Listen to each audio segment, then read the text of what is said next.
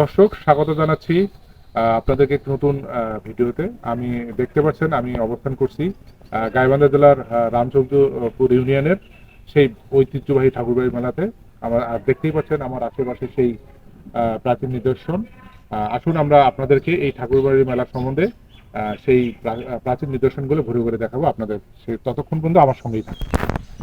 শহরের এই কংক্রিট ইটপাথরের দেওয়াল থেকে সরে গিয়ে নিভৃত নিবিড় পল্লী গ্রামে অবস্থিত ঠাকুরবাড়ির মেলার সেই প্রাচীনতম ঐতিহ্যবাহী সেই মন্দির। এই মন্দিরে বাংলাদেশের প্রায় সনাতন ধর্মাবলম্বী প্রায় বেশিরভাগ মানুষই আসেন ঘুরতে।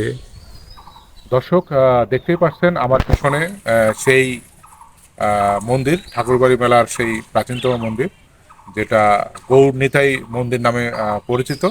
এবং তৎকালীন যে জমিদাররা ছিলেন, অবস্থান করতেন, তাদের দ্বারা নির্মিত সেই মন্দির।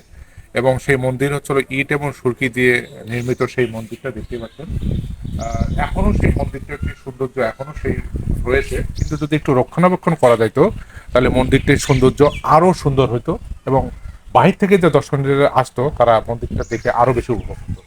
দর্শক দেখতে পাচ্ছেন সেই প্রাচীনতম মন্দির।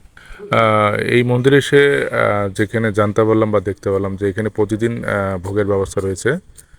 প্রতিদিন ভোগের ব্যবস্থা করা হয়, পূজা দেওয়ার পর সেই ভোগটা সাধারণ মানুষের মাঝে আবার বিতরণ করা হয়।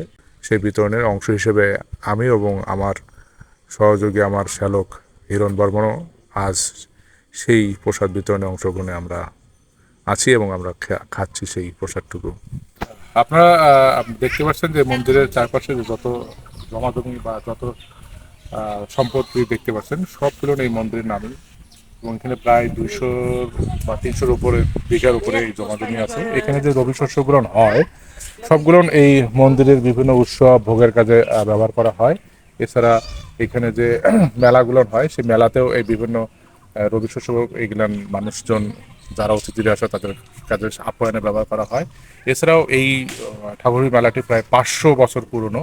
এখানে সে আগের যে রাজা ছিলেন তিনি এই কাজে ব্যবহার হচ্ছেন। ব্রিটিশ পিরিয়ডে উনি চলে যাওয়ার পর থেকে এই ঠাকুরের মেলাটি এই জমিদারদের স্থানান্তর করা হয়। এই ঐতিহ্যবাহী স্থানে আসতে গেলে আপনাদের গাইবান্ধা জেলা পরিষদের মোড় থেকে নাকাইহাট রোডস্থ